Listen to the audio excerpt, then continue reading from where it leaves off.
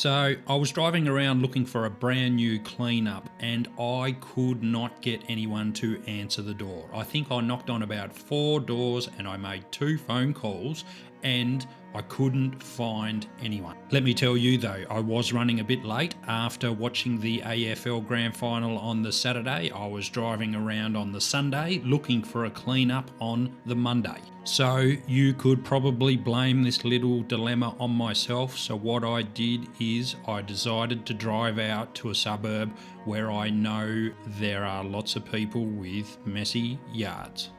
Even out here, I was finding it a little difficult to find the right one when I came across this place. And when I saw what I thought was a pram out the front, I thought this is perfect because it must be a single mum and I'll be able to help her. In the end, it turned out to be a young lady in a wheelchair, and then I was definitely happy to help.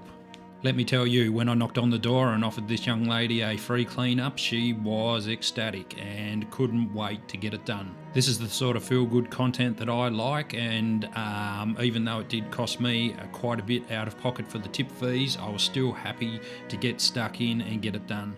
It is a short one. We're going to call this one short and sweet, but it is a good one. Now, this suburb is a little bit of a rougher suburb. It's about 15 minutes from my place across the river, and a lot of people out here need help with their yards, so I'm going to try and do at least a couple out here. The only problem is the landfill out in this area is closed 3 days a week, which happens to be the days that we work, so it's not optimal to work out here. Anyway, folks, I hope you liked the episode. I'm going to get stuck in. See you all on the next one.